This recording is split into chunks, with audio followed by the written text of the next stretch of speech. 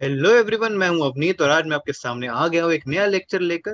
ये last lecture हमारा होने वाला है इस चैप्टर का, जिसका नाम है ग्रेविटेशन, जिसके अंदर हम फ्लूइड प्रेशर और बायोंसी के ऊपर बात करेंगे। लास्ट में हम रिलेटिव डेंसिटी के ऊपर भी बात कर रहे होंगे। तो बिना पानी में फ्लोट करें, चलिए शुरू करते हैं। टॉपिक का नाम फ्लूइड प्रेशर। तो फ्लूइड प्रेशर होता क्या? प्रेशर हमने पिछली वीडियो के अंदर पढ़ा था। प्रेशर क्या होता है? थ्रस्ट अपॉन एरिया होता था हमारे पास प्रेशर। तो फ्लूइड प्रेशर क्या चीज है यार? तो फ्लूइड प्रेशर बेसिकली वो प्रेशर है जो कि फ्लूइड्स लगाती हैं। फ्लूइड्स प्रेशर लगाती हैं। हाँ जी, आंसर है यस। फ्लूइड्स मतलब गैस या लिक्विड। फ्लूइड्स का मतलब क्या होता है? सबसे पहले गैस या लिक्विड जो होती है उन दोनों को फ्लूइड्स कहते हैं। फ्लूइड्स का मतलब होता है जो कि फ्लो कर पाए। ठीक है, तो गैस और लिक्विड दोनों खुद से फ्लो कर सकती है, इसलिए हम उन्हें फ्लूइड्स कहते हैं।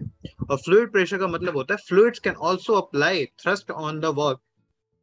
फ्लूइड्स बेसिकली कुछ थ्रस्ट लगा सकती हैं वॉल्स ऑफ द कंटेनर के ऊपर, जिनके अंदर वो है। ठीक है, जो वॉल्स ऑफ कंटेनर है जिसके अंदर वो है, उस पर वो कुछ प्रेशर लगा सकती है इक्वल इन ऑल डायरेक्शन। ठीक है, साइड डायरेक्शन के अंदर वो फोर्स इक्वल होती है, और जिसकी वजह से वो बेसिकली कुछ प्रेशर लगाती है या फिर थ्रस्ट लगाती है हमारे वॉल ऑफ कंटेनर के ऊपर, जिसके अंदर वो होती है। तो इसी जो प्रेशर यहाँ पे बनेगा उस थ्रस्ट की वजह से, उसे हम फ्लूइड प्रेशर बोलते हैं। और जो फ्लूइड प्रेशर होता है इक्वल होता है हर डायरेक्शन के अंदर, मतलब आगे पीछे ऊपर नीचे हर जगह सेम ही डायरेक्शन के अंदर सेम ही फोर्स लग रहा होता है। इसका रिप्रेजेंटेशन देने के लिए मैंने यहाँ पे कंटेनर बना रखा है। अगर तुम इसको चाहो तो 3D भी कर सकते हो, राइट। अगर तुम इसको चाहो तो इसको 3D टाइप का कुछ चीज बना सकते हो, राइट। कि अगर मैं यहाँ पे इसको थोड़ा 3D कर देते हैं, तो ये रहा हमारे पास कंटेनर जिसको मैंने थोड़ा 3D कर दिया है।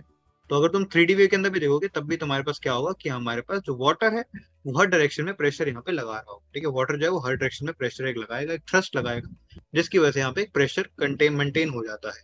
नेक्स्ट हम देखते हैं बॉयंसी और अपथ्रस्ट। बॉयंसी और अपथ्रस्ट का मतलब क्या होता है कि यार जब हम नीचे, बेसिकली इट्स अ फोर्स जो कि यार एक फ्लूइड के अंदर लगती है।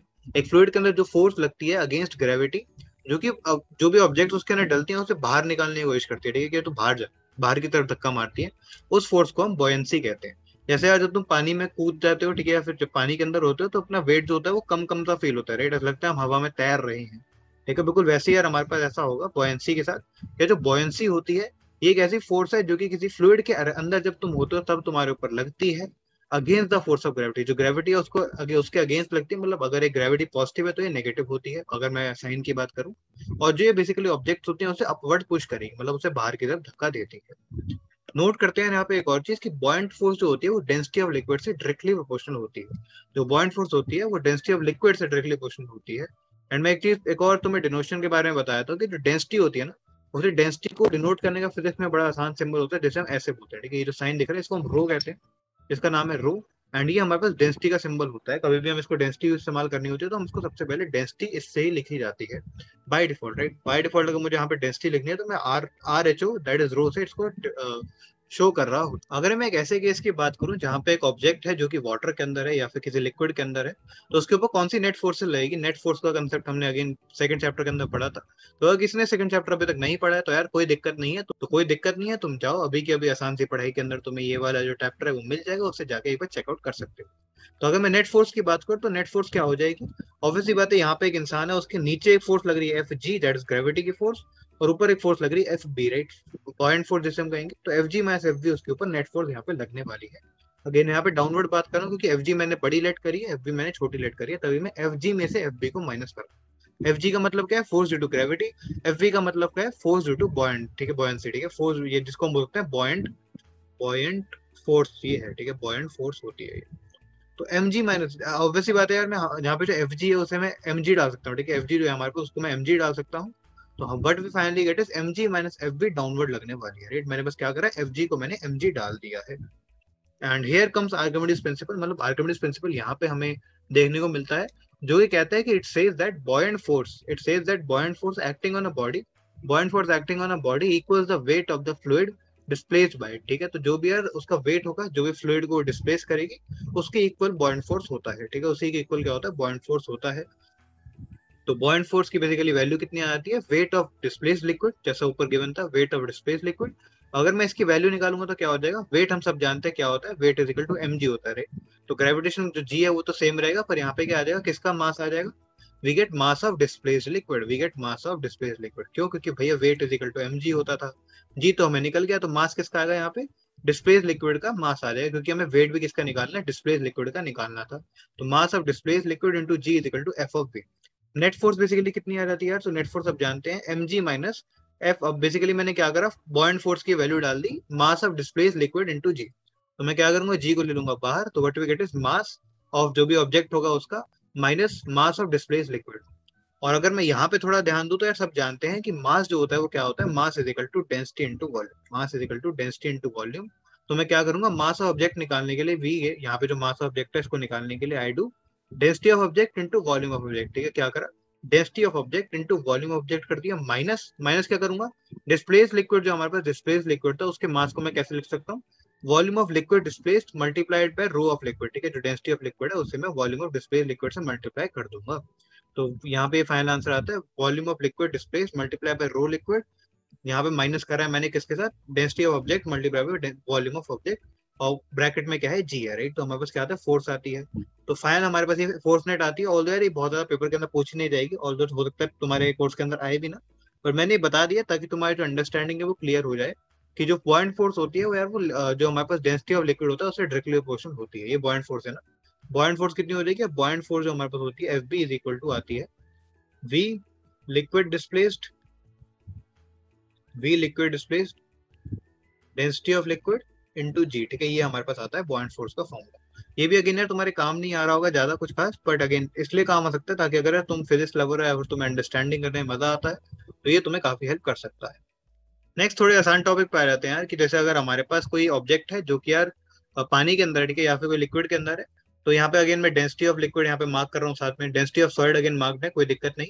और यहाँ पे बेसिकली वॉल्यूम इमर्स कितनी हो गया, तो वॉल्यूम इमर्स ये वाला पार्ट होगा जो कि अगेन लिक्विड के अंदर इमर्स्ड है, लिक्विड के अंदर है, जो बेसिकली भीग जाएगा, राइट, वो वाला पार्ट।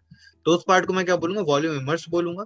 और वॉल्यूम ऑफ सॉलिड कितना होगा, तो यार टोटल जो वॉल्यूम है ना उसे हम वॉल्यूम ऑफ ऑब्जेक्ट बोल सकते हैं, राइट। तो ये अगर तुम लास्ट वाली क्वेश्चन के अंदर पुट करो तो तुम आराम से निकाल सकते हो कि मैं क्या बात कर रहा था। नेट क्या आता है यार, जो तुम्हें याद रखना है, रिमेंबर यहाँ पे क्या करना होता है, रिमेंबर, रिमेंबर बस यार हमें ये करना है कि ड्राउन कब करेगा, मतलब नीचे कब डूब जाएगा, जब यार डेंसिटी ऑफ ऑब्जेक्ट जो होगी वो डेंसिटी ऑफ लिक्विड से ज्यादा होती है। ठीक है, अगर ऐसा होगा तो वो नीचे ड्राउन कर जाएगा। और फ्लोट कब करेगा यार, जब हमारे पास डेंसिटी ऑफ ऑब्जेक्ट जो है वो डेंसिटी ऑफ लिक्विड से कम होगा या फिर इक्वल होगा, राइट। तो ये दो कंडीशन बस तुम्हें याद रखनी है, इतना ही यार तुम्हारे लिए काम इंपॉर्टेंट था। बाकी जो काम जो मैंने ऊपर बताया वो बस समझदारी के लिए था, समझने के लिए था, चीजें तुम्हें समझ आ रही होंगी। और मैं तुम्हें साथ साथ बता रहा हूँ कि ये वाला पार्ट इंपॉर्टेंट है, इसको याद एटलीस्ट कर लेना। एग्जाम्पल है हमारे पास आता है कि जो प्लास्टिक बॉल जैसे अगर मैं पानी के अंदर डालता हूँ तो यार वो ऊपर ही तैरती रहती है, क्योंकि उसकी डेंसिटी जो है, डेंसिटी ऑफ प्लास्टिक बॉल, अगर density of plastic is less than density of water. ठीक है, अगर मैं पानी की यहाँ पे बात करूँ फॉर रेफरेंस तो वाटर से कम होगा। अगर मैं बात करूँ लेदर बॉल की, जो कि अगेन जिसकी डेंसिटी काफी ज्यादा है, तो velocity density of leather ball is more than density of water. इसलिए यहाँ पे बोल सकते हो कि ये क्या करेगा, ये क्या कर देगा, ड्राउन कर देगा, नीचे डूब जाएगा, क्योंकि अगर ये भारी है तो हम बोलते हैं ना भारी चीज नीचे डूब जाएगी। और density of plastic less than density of water, इसलिए क्या करेगा, फ्लोट करेगा। ये क्या होगा, फ्लोट कर रहा है। अगर मैं एप्लीकेशन की बात करूं इस कंसेप्ट की, आर्किमिडीज प्रिंसिपल की, तो एप्लीकेशन इसकी रियल लाइफ में ये है कि लैक्टोमीटर जो होता है वो डेंसिटी के बेसिस पे यार चेक करके बताता है कि मिल्क कितना प्योर है या फिर प्योर है कि नहीं, राइट। तो ये lactometer checks purity of milk, और ये बेसिकली डेंसिटी के पर्पसेस पे और इन सब चीजों पे चलता है जो कि आर्किमिडीज प्रिंसिपल से निकलती है, राइट। तो इसलिए हम बोल सकते हैं कि इसका एप्लीकेशन है लैक्टोमीटर। नाम इंपॉर्टेंट है यार, पेपर में आ सकता है, इसलिए लैक्टोमीटर मार्क कर। Last but not the least है, हमारे पास एक टॉपिक आता है जिसे हम कहते हैं रिलेटिव डेंसिटी। काफी इंपॉर्टेंट टॉपिक, हमेशा काम आता रहेगा।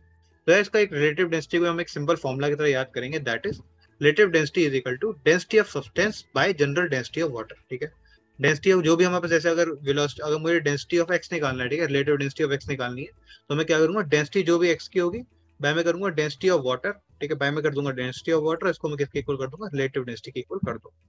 तो ये हमारे पास क्या आता है, फाइनल आंसर आता है। और ये हमारे पास फॉर्मुला है, इसको याद रखेंगे, राइट।